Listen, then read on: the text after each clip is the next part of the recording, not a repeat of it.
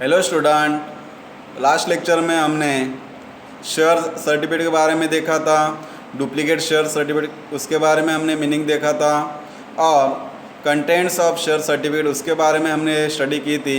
In this lecture में हम जो हमारा अगला हेडिंग है ट्रांसफ़र ऑफ शेयर्स, इसके पहले जो हमारे जो हेडिंग थे जो हमारे सब्जेक्ट में calls on shares, forfeiture of shares, surrender of shares, ये सब इस साल के लिए जो बोर्ड है उन्होंने ओमिट किया है सिलेबस। जो कम सिलेबस के उसमें आते हैं, इसलिए बोर्ड एग्ज़ाम में ये आएगा नहीं। Forfeiture of shares, surrender of shares, calls on shares जो हमारा नेक्स्ट हेडिंग है जो बोर्ड में आ सकता है उसके बारे में हम अभी स्टडी करेंगे।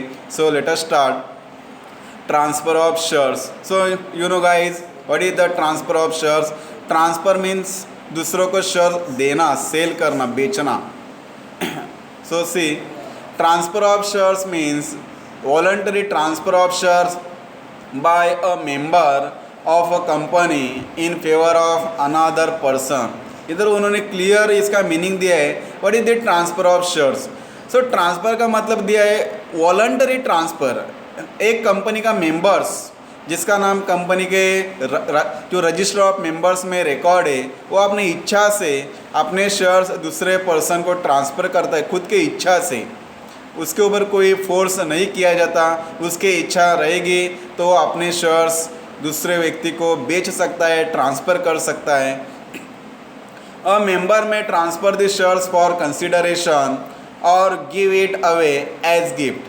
कौन सा भी एक मेंबर अपने इच्छा से अपने शेयर्स दूसरों को दे सकता है, बेच सकता है, या बिना कोई कॉस्ट एज गिफ्ट के तरीके दूसरों को दे सकता है। Every member has a right to transfer their shares. Company में हर मेंबर को यह अधिकार मिला है क्या वो अपने शेयर्स दूसरे व्यक्ति को ट्रांसफ़र कर सकता है। ये कंपनी ने उनको अधिकार दिया है। इन case of public companies, shares are freely transferable subject to the provision of the articles of association। Public का जो कंपनी है उसके बारे में इधर दिया है कि पब्लिक कंपनी के जो मेंबर्स है वो अपने शेयर्स दूसरे व्यक्ति को फ्रीली ट्रांसफ़र कर सकते हैं, उसके ऊपर कोई रिस्ट्रिक्शन नहीं है। और इस तरह के जो प्रोविजंस है वो कंपनी के आर्टिकल्स ऑफ एसोसिएशन, ये आर्टिकल्स ऑफ एसोसिएशन है कंपनी का सेकेंडरी डॉक्यूमेंट्स है।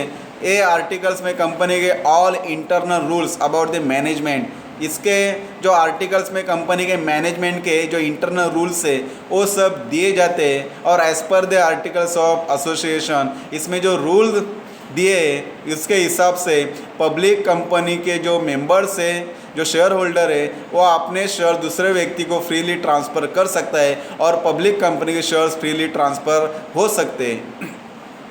Then whereas in case of private company there are restrictions on free transfer of share। इसके अपोजिट उन्होंने दिया है, जैसे पब्लिक कंपनी के शेयर्स फ्रीली ट्रांसफरेबल है वैसे उसके अपोजिट दिया है जो प्राइवेट कंपनी है। तो जो प्राइवेट कंपनी के शेयर्स और जो प्राइवेट कंपनी के शेयर होल्डर है उनको जो कानून है उसके हिसाब से प्राइवेट कंपनी के शेयर्स फ्रीली ट्रांसफ़र नहीं कर सकते, उसके ऊपर रिस्ट्रिक्शंस है। Then a member has to apply to the company for transfer of shares by filing the instruments of transfer and submit the share certificate along with the required transfer fee। इस तरह से जिस member को, जिस share holder को अपने shares जो company के शेयर उसके पास है वो दूसरे व्यक्ति को ट्रांसफ़र करना है, बेचना है, तो जो प्रोसेस है, जो लॉ में जो प्रोसेस दिया है उसके हिसाब से उसको पहला कंपनी के पास जो फॉर्म है वो फाइलिंग करना पड़ेगा, वो भर के दे देना पड़ेगा। और जो नेसेसरी जो रिक्वायर फीस है वो उसको जो ट्रांसफ़र फ़ी है उनको भरना पड़ेगा। और उसके साथ जो उसके पास शेयर सर्टिफिकेट है वो उनको कंपनी को सरेंडर करना पड़ेगा, कंपनी को सबमिट करना पड़ेगा, तो कंपनी ट्रांसफ़र का प्रोसेस आगे करेगी। Then member who is transferring the shares is called a transferor and to whom the shares are to be transferred is called transferee। इधर उन्होंने दिया है कि जो मेंबर अपने शेयर्स ट्रांसफ़र करेगा उसको ट्रांसफरर कहा जाता है, मतलब शेयर्स देने वाला। और to whom the shares are to be transferred is called transferee. और जिस व्यक्ति को कंपनी के शेयर्स मिलने वाले या जो व्यक्ति कंपनी के शेयर्स दूसरे व्यक्ति के पास से परचेस करेगा या जिसको मिलेंगे शेयर, उसको कहा जाता है ट्रांसफरी, मतलब शेयर्स लेने वाला। सो यही द डिफरेंस दिया है, ट्रांसफरर एंड ट्रांसफरी। एक शेयर्स देने वाला दैट इज ट्रांसफरर और एक शेयर्स लेने वाला that is transferee. Then a member can sell either a part or entire shares held by him। कौन सा भी जो कंपनी का मेंबर्स है उसको एक अधिकार है, क्या उन्होंने जितने शेयर्स हेल्ड किए उनके पास जितने शेयर्स है वो सब शेयर बेच सकता है या उसका कोई पार्ट। सपोज एक मेंबर के पास 100 शेयर्स है तो पूरे 100 के 100 बेच सकता है या 100 में से वो 50 भी बेच सकता है, ये उसके ऊपर डिपेंड है, उसके विल के ऊपर डिपेंड है। तो एक मेंबर को अधिकार है कि या एक आइदर वो सब शेयर बेचेगा या वो पार्टली शेयर बेच सकता है, ट्रांसफ़र कर सकता है, ये उसको अधिकार दिया है कंपनी ने। Then transfer is said to be completed only when transfer is registered in the register of member. जिस मेंबर का नाम रजिस्टर ऑफ मेंबर्स में लिखा है, जिसके नाम से शेयर्स है उसका नाम कंपनी के रजिस्टर ऑफ मेंबर्स में लिखा है, कंपनी ने उसकी नोंद की है, वही खाली मेंबर्स, वही खाली शेयर होल्डर अपने शेयर्स दूसरों को ट्रांसफ़र कर सकते हैं, सेल कर सकते हैं। Under depository system transfer of shares is automatically done on the basis of delivery against payment. तो जो डिपॉजिटरी सिस्टम है उधर शेयर्स ऑटोमेटिकली ट्रांसफ़र हो सकते हैं। जैसे वो जो शेयर होल्डर है, जो मेंबर है, उनको लगता है कि हम हमारे शेयर दूसरों व्यक्ति को, जो अदर व्यक्ति पर्सन है, उनको ट्रांसफ़र करेंगे, तो खाली ऑनलाइन बेसिस के ऊपर जो डिपॉजिटरी सिस्टम है, जो डीमैट के थ्रू अपने शेयर दूसरे व्यक्ति को बेच सकता है, ट्रांसफ़र कर सकता है। Once the shares are transfer the liability of the transferor ends. एक बार जो कंपनी का एक मेंबर है, शेयर होल्डर है, एक बार उन्होंने अपने शेयर बेच दिए तो उसके बाद में उसकी जो लायबिलिटी है कंपनी में वो पूरी तरह से ख़त्म हो जाती है, उसका एंड हो जाता है। तो इस तरह से एक कंपनी के ट्रांसफ़र ऑफ शेयर्स है, एक बार कौन सा भी मेंबर या शेयर होल्डर ने अपने शेयर बेच दिए तो जो लायबिलिटी है उससे वो मुक्त हो जाता है। Then stamp duty has to be paid on transfer of shares in a physical form, but in demat form no stamp duty is payable। तो जो भी मेंबर्स है, जो भी शेयर होल्डर है, जो अपने शेयर ट्रांसफ़र करना चाहता है, सेलिंग करना चाहता है, तो ट्रांसफ़र शेयर्स के लिए उसको स्टैम्प ड्यूटी भरना पड़ेगा। और जो डीमैट सिस्टम है उसके माध्यम से कोई भी मेंबर, कोई भी पर्सन या कोई भी शेयर होल्डर अपने शेयर्स ट्रांसफ़र करता है तो उसके ऊपर कोई भी स्टैम्प ड्यूटी चार्ज नहीं की जाती है। तो इस तरह से जो फिज़िकल फॉर्म है उसके लिए स्टैम्प ड्यूटी चार्ज की जाती है और जो डीमैट फॉर्म है उसके लिए कौन सी भी स्टैम्प ड्यूटी चार्ज नहीं की जाती। आगे इसका ही हेडिंग दिया है, refusal to transfer shares. Company को अधिकार है, सपोज एक मेंबर से वो अपने शेयर्स दूसरों को ट्रांसफ़र करना चाहता है तो जो कंपनी को ये अधिकार है, क्या कोई भी डॉक्यूमेंट्स शेयर होल्डर के पास से या मेंबर के पास से कंपनी को सबमिट नहीं किया है तो कंपनी जो ट्रांसफ़र का जो शेयर्स का प्रोसेस है वो रिफ्यूज़ कर सकती है। सो इधर ये हेडिंग दिया है, refusal of transfer. Company transfer of shares का रिफ्यूज़ल कर सकती है। जो उधर कंडीशन दिया है कि एक कंडीशन के ऊपर कंपनी रिफ्यूज़ कर सकती है, जो मेंबर्स है उसको डिनाई कर सकते हैं, रिफ्यूज़ कर सकते हैं कि आप अपने शेयर ट्रांसफ़र नहीं कर सकते। देखते हैं क्या दिया है आगे। Board of directors have the authority to refuse registration of transfer of shares. Board of directors को यह अधिकार है कंपनी में कि वो जो ट्रांसफ़र ऑफ शेयर्स है उसको रिफ्यूज़ कर सकते हैं। जो मेंबर ने उनके पास अप्लाई किया है ट्रांसफ़र ऑफ शेयर्स के लिए वो रिफ्यूज़ कर सकते हैं, डिनाई कर सकते हैं, अमान्य कर सकते हैं। A notice of refusal giving the reason for refusing transfer by the board is to be sent to the member within 30 days from the date on which the instrument of transfer was delivered to the company. So जो member अपने shares transfer करना चाहता है वो company के पास उसको apply करना पड़ता है और जब भी बोर्ड ऑफ डायरेक्टर, जो कंपनी के बोर्ड ऑफ डायरेक्टर से बोर्ड है, जब वो ट्रांसफ़र ऑफ शेयर्स के लिए जो उसका परमिशन है नहीं देते और रिफ्यूज़ करते उसका एप्लीकेशन, तो उन्होंने ट्रांसफ़र ऑफ शेयर्स देने के लिए क्यों रिफ्यूज़ किया है, क्यों डिनाई किया, उनका रीजंस, उसका कारण उनको बताना पड़ता है बोर्ड ऑफ डायरेक्टर्स को, शेयर होल्डर के मेंबर्स को, क्या ट्रांसफ़र ऑफ शेयर्स आपने क्यों रिफ्यूज़ किया, आप क्यों जो परमिशन है ट्रांसफ़र ऑफ शेयर्स क्यों नहीं देते, तो इसका रीजंस बोर्ड ऑफ डायरेक्टर्स को मेंबर्स को देना पड़ता है 30 दिन के अंदर। जब उन्होंने जो इंस्ट्रूमेंट ऑफ ट्रांसफ़र फॉर्म भर के दिया है उससे 30 दिन के अंदर बोर्ड ऑफ जो डायरेक्टर्स है कंपनी के, उनको रीजंस देना पड़ता है कि हम आपके जो ट्रांसफ़र ऑफ शेयर्स है वो क्यों रिफ्यूज़ कर सकते हैं या क्यों रिफ्यूज़ करते, तो उनका जो रीजंस है, जो कारण है कि हम क्यों रिफ्यूज़ करते हैं आपका ट्रांसफ़र ऑफ शेयर्स, और 30 दिन के अंदर जो इंस्ट्रूमेंट ऑफ ट्रांसफ़र फॉर्म है जो मेंबर ने कंपनी के पास दिया है, उस तारीख से लेकर 30 दिन के अंदर जो बोर्ड ऑफ डायरेक्टर्स है कंपनी के, उन्होंने रीज़न क्लियर करने चाहिए कि हम क्यों ये जो ट्रांसफ़र ऑफ शेयर्स है इसका रिफ्यूज़ कर रहे हैं। देन उन्होंने आगे दिया है द बोर्ड में refuse registering the transfer under following condition.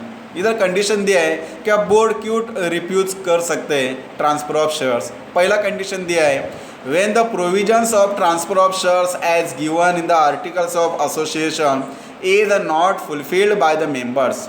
ये पहला कंडीशन है। जो कंपनी का सेकेंड डॉक्यूमेंट्स है, सेकेंडरी डॉक्यूमेंट्स है, जिस डॉक्यूमेंट्स में कंपनी के ऑल इंटरनल मैनेजमेंट के अबाउट जो रूल्स दिए जाते हैं, जो आर्टिकल्स ऑफ एसोसिएशन से, इसमें कंपनी के इंटरनल मैनेजमेंट इसके बारे में रूल्स एंड रेगुलेशन दिए जाते हैं, और आर्टिकल्स ऑफ जो एसोसिएशन है इसमें जो कंडीशन दिया है ये जो मेंबर है फॉलो नहीं करता और इसके हिसाब से वो जो कंडीशन से फुलफिल नहीं करता, तो कंपनी का board of directors transfer of shares का रिफ्यूज़ कर सकते हैं। सेकेंड कंडीशन दिया है when the instrument of transfer is not as per the rules prescribe under the companies act. जो कंपनी एक्ट 2013 इसमें जो कुछ प्रोविजंस दिए, कंडीशन दिया है, उसके हिसाब से इंस्ट्रूमेंट ऑफ ट्रांसफ़र फॉर्म जो रहता है ट्रांसफ़र के लिए शेयर्स, तो मेंबर ने बराबर फुलफिल नहीं किया है, उसके साथ कोई जो रिक्वायर्ड डॉक्यूमेंट्स है वो सबमिट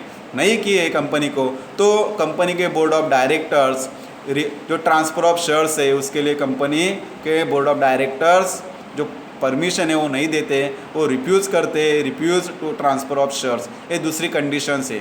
इसलिए जो मेंबर्स है उसको कंपनी एक्ट जो भी उसमें जो इंस्ट्रूमेंट फॉर्म दिया है या इंस्ट्रूमेंट ऑफ ट्रांसफ़र दिया है उसका जो भी गाइडलाइन है, प्रिस्क्राइब जो रूल्स है उसको फॉलो करने पड़ते हैं। थर्ड कंडीशन दिया है when the instrument is not accompany by the share certificate. जब कौन सा भी मेंबर्स या शेयर होल्डर अपने शेयर ट्रांसफ़र करना चाहता है दूसरों को, तो उसके साथ जो इंस्ट्रूमेंट ऑफ ट्रांसफ़र है, जो फॉर्म वो भर के देता है कंपनी के पास, उसके साथ कंपनी का जो शेयर सर्टिफिकेट उसके पास है, तो वो शेयर सर्टिफिकेट वो इंस्ट्रूमेंट ऑफ ट्रांसफ़र फॉर्म के साथ वो कंपनी को सरेंडर करना पड़ेगा, वो सबमिट करना पड़ेगा, तो ही कंपनी का बोर्ड ऑफ डायरेक्टर्स जो ट्रांसफ़र ऑफ शेयर्स है उसको अलाउ करेगी, उसको परमिशन देगी। और लास्ट कंडीशन इधर दिया है when the company has a lien on the shares to be transfer. कुछ शेयर्स ऐसे रहते हैं का जिसके ऊपर कंपनी का अधिकार रहता है, और उस अधिकार के हिसाब से कंपनी वो शेयर्स फिर से अपने विड्रॉ करते हैं, कंपनी लीन ऑन करते है, उसका ग्रहण करते कंपनी फिर से, क्योंकि उस शेयर्स के ऊपर खाली कंपनी का अधिकार रहता है। तो ये जो कंडीशंस दिए हैं, ये ट्रांसफ़र ऑफ शेयर्स का कंडीशन दिया है, तो ये जो कंडीशंस है इसके हिसाब से बोर्ड ऑफ डायरेक्टर्स कंपनी के जो ट्रांसफ़र ऑफ शेयर्स है उसको ट्रांसफ़र करने की जो परमिशन से मेंबर्स को नहीं देते, वो डिसअलाउ करते, रिफ्यूज़ करते।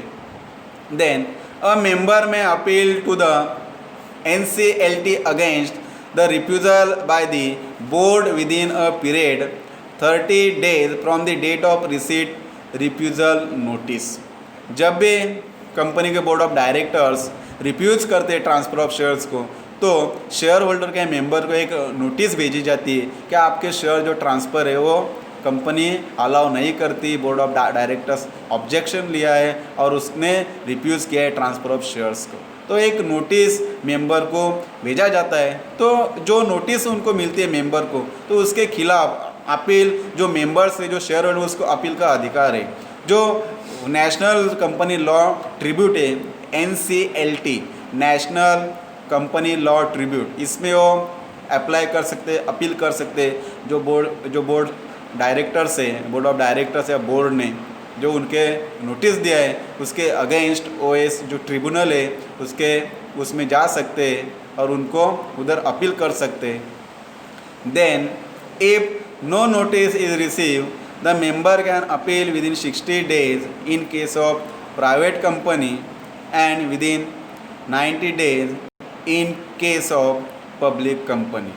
देखो इधर उन्होंने क्लियर दिया है, if no notice is receive, member जो बोर्ड ऑफ डायरेक्टर है उनके पास कोई भी नोटिस मिला नहीं, लेकिन उन्होंने ट्रांसफ़र ऑफ जो प्रोसेस शेयर्स है उसको रिफ्यूज़ किया, अलाउ नहीं किया है, तो जो मेंबर है उनको अधिकार है कि वो can appeal with in 60 days in case of private company. Private company का मेंबर है या शेयर होल्डर है तो 60 दिन के अंदर ट्रिब्यूनल में अपना अपील कर सकता है। और पब्लिक कंपनी के जो मेंबर्स है उसके पास 90 days है ट्रिब्यूनल में अपील करने के लिए। तो इस तरह से जो भी पब्लिक कंपनी का मेंबर्स है, शेयर होल्डर है, उनको 90 days मिलते हैं ट्रिब्यूनल में अपील करने के लिए। बोर्ड ऑफ डायरेक्टर्स है उन्होंने जो नोटिस भेजा है उसके खिलाफ वो ट्रिब्यूनल में जा सकते हैं। और प्राइवेट कंपनी के जो मेंबर्स है उनको 60 days का जो पीरियड है वो 60 days के अंदर ट्रिब्यूनल में अपील कर सकते हैं। तो इस तरह से ट्रांसफ़र ऑफ शेयर्स है। और जो अगला हेडिंग है हमारा ट्रांसमिशन ऑफ शेयर्स, तो ट्रांसमिशन ऑफ शेयर्स इसके ऊपर ही डिपेंड है, ट्रांसफ़र ऑफ शेयर्स के ऊपर। तो ट्रांसफ़र ऑफ शेयर्स के बारे में तो अभी हमने देखा क्या कौन सा भी एक मेंबर या शेयर होल्डर अपने शेयर्स दूसरे मेंबर को ट्रांसफ़र कर सकता है। जो भी मेंबर्स पब्लिक कंपनी का रहेगा उनको फुल अलाउड है, फ्रीली ट्रांसफ़र कर सकता है अपने शेयर दूसरे पर्सन को। लेकिन जो प्राइवेट कंपनी का जो मेंबर्स है, शेयर होल्डर है, उनको अपने शेयर्स फ्रीली ट्रांसफ़र नहीं कर सकता, उनको रिस्ट्रिक्शंस है ट्रांसफ़र के ऊपर। सो इस तरह से हमने ट्रांसफ़र के बारे में जानकारी देखी। और उसके नीचे हमने दूसरा हेडिंग देखा, refusal to transfer of shares. जो भी मेंबर्स है जिसको अपने शेयर ट्रांसफ़र करने होते हैं वो कंपनी के पास एक अप्लाई करता है, इंस्ट्रूमेंट ऑफ ट्रांसफ़र जो फॉर्म रहता है वो भर के देता है, उसके साथ ट्रांसफ़र फ़ी वो भरता है। और वो सब होने के बाद जो फॉर्म, ट्रांसफ़र फ़ी और शेयर्स सर्टिफिकेट वो कंपनी के पास सबमिट करता है। और बाद में कंपनी उनको अलाउ करती है क्या आप अपने शेयर दूसरे व्यक्ति को ट्रांसफ़र कर सकते हैं या बेच सकते हैं, या कुछ ऐसी कंडीशन रहती है कि जिस कंडीशन के हिसाब से कंपनी के board of directors share holder को शेयर ट्रांसफ़र करने के अलाउड नहीं करती, परमिशन नहीं देती, रिफ्यूज़ करती है शेयर ट्रांसफ़र करने के लिए। तो ये जो कंडीशन है वो भी हमने देखा है। जो अगला हमारा जो नेक्स्ट हेडिंग है, लास्ट हेडिंग है इस लेसन का, वो हम देखेंगे ट्रांसमिशन ऑफ शेयर्स। अभी हमने ट्रांसफ़र देखा, कौन सा भी व्यक्ति विलिंगली या वॉलंटरी अपने खुद की इच्छा से अपने शेयर ट्रांसफ़र कर सकता है। ट्रांसफ़र ऑफ शेयर्स में या कोई भी मेंबर अपनी खुद की इच्छा से दूसरे व्यक्ति को शेयर ट्रांसफ़र कर सकता है, बेच सकता है।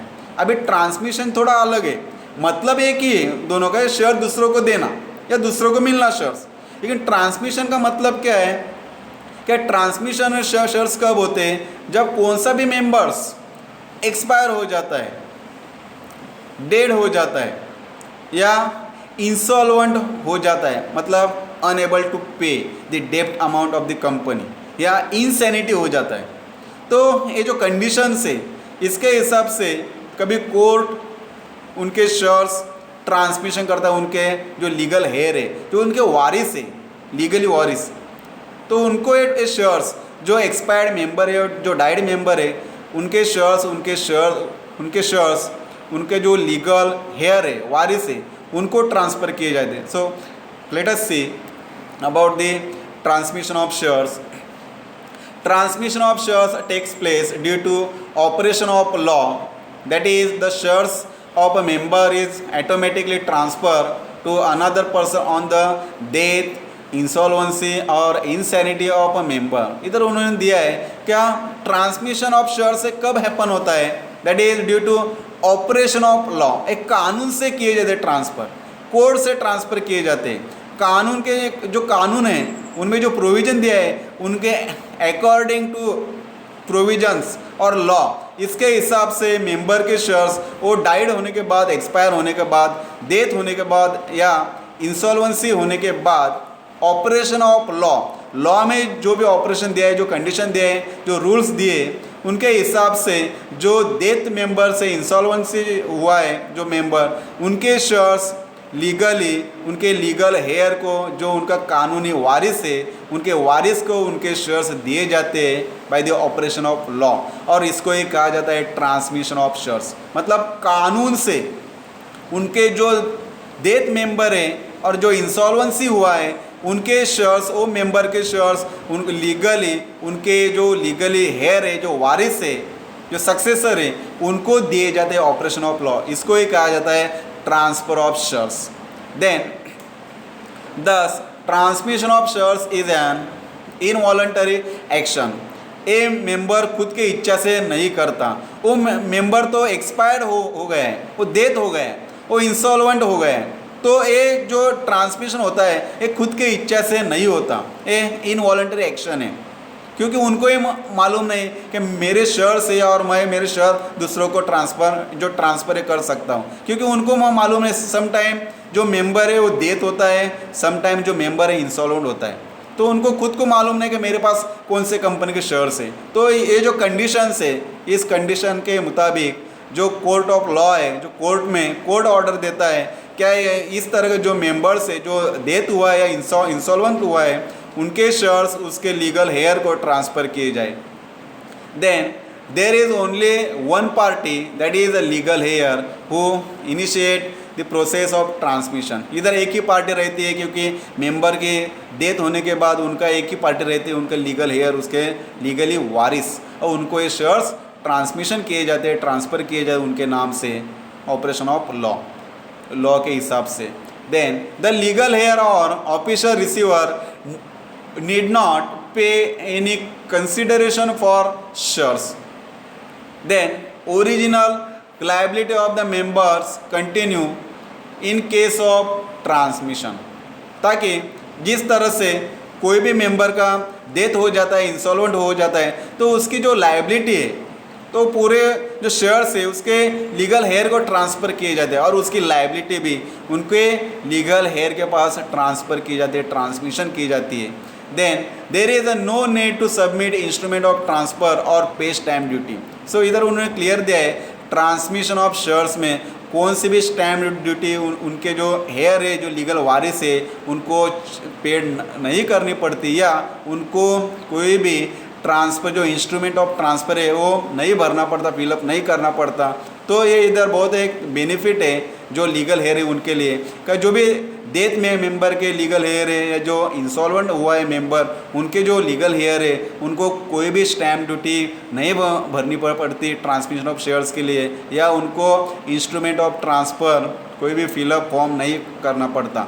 ऑपरेशन ऑफ लॉ, कोर्ट से ऑर्डर दिया जाता है क्या ये जो मेंबर्स है वो डेथ हुआ है या इंसॉल्वेंट हुआ है या इंसैनिटी हुआ है, तो इनके नाम के जो शेयर्स है, ये शेयर्स उनके लीगल हेयर के नाम पे ट्रांसफ़र किए जाए by the operation of law. तो इसको ही कहा जाता है ट्रांसमिशन ऑफ शेयर्स। ये ट्रांसमिशन ऑफ शेयर्स मतलब जो शेयर्स रहते, जो भाग रहते, उसका हस्तांतरण किया जाता है उसके जो वारिस है उसके नाम के ऊपर। इसको ही कहा जाता है ट्रांसमिशन ऑफ शेयर्स। सो आज के लेक्चर में इतना हम देखेंगे। जो अगला हमारा लेक्चर है उसमें हम डिस्टिंक्शन बिटवीन और जो हमारा ऑब्जेक्टिव टाइप क्वेश्चन है और जो जस्टिफाई वाला जो क्वेश्चन है वो हम देखेंगे। तो ठीक है, ओके, थैंक यू।